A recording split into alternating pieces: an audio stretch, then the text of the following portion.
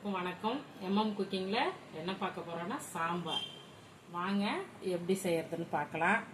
சாம்பார் வைக்கிறதுக்கு நம்ம பருப்பை கழுவிட்டு வந்துட்டேன், வேக வச்சு எடுத்துக்கலாம். 2 தக்காளி போட்டிருக்கேன், கொஞ்சம் மஞ்சத்தூள், கொஞ்சம் எண்ணெய் போட்டிருக்கேன். போட்டு நம்ம ஒரு 3 விசில் வச்சு எடுத்துக்கலாம். 3 விசில் வச்சு எடுத்துக்கலாம். பருப்பு வெந்துருச்சு. நம்ம சாம்பார் தாளிச்சுக்கலாம். கொஞ்சமாக எண்ணெய் சேர்த்துக்கலாம், கொஞ்சமாக கடுகு, கொஞ்சமாக சீரகம், 2 சேர்ந்து நல்லா பொரியட்டும். கொஞ்சமாக கருவேப்பிலை, 2 பச்சை மிளகாய், கொஞ்சம் வெங்காயம் சேர்த்து நல்லா வதக்கிக்கலாம்.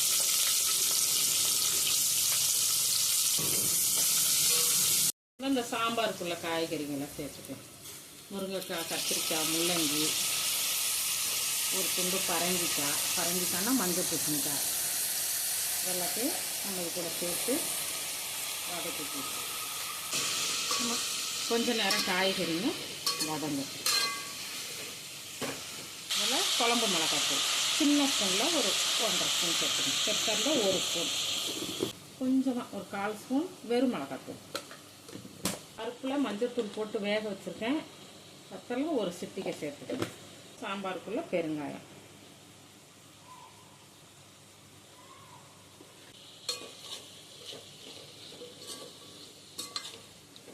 கொஞ்சமாக தண்ணி சேர்த்து இந்த காய்கறிகளை நம்ம வேக வச்சு எடுத்துக்கலாம். ஒரு மூடி போட்டுடலாம்.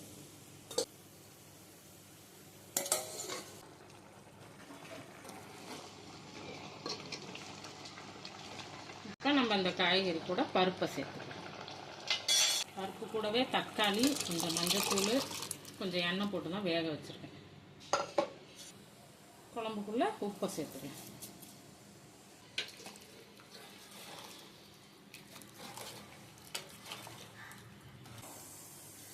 காயெல்லாம் வெந்துருச்சு.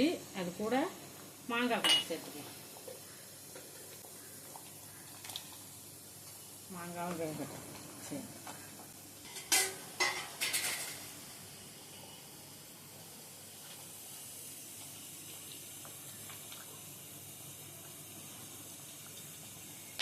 கொஞ்சமாக புளி சேர்த்துங்க. மாங்காய் போட்டிருக்கோம், அது கூடவே கொஞ்சமாக தண்ணியாக இருக்கிறதுனால நிறையா இருக்க மாதிரி கொஞ்சமாக சேர்த்துங்க. இந்த அளவு தான் புளி சேர்த்து ஒரு கொதி வந்தோன்னா நம்ம சாம்பாரை இறக்கிடலாம். சாம்பார் நல்லா ரெடி ஆகிடுச்சு பாருங்கள். காய்கறியெல்லாம் போட்டு சாம்பார் நல்லா ரெடி ஆகிடுச்சு. கொஞ்சமாக கொத்தமல்லி போட்டு நம்ம சாம்பாரை இறக்கிடலாம். சாம்பார் ரெடி ஆகிடுச்சு. நீங்களும் உங்கள் வீட்டில் செஞ்சு சாப்பிட்டு பார்த்துட்டு எப்படி இருக்குங்கிறத கமெண்ட் பண்ணுங்கள். பிடிச்சிருந்தா சேனலை சப்ஸ்கிரைப் பண்ணி சப்போர்ட் பண்ணுங்கள். நன்றி.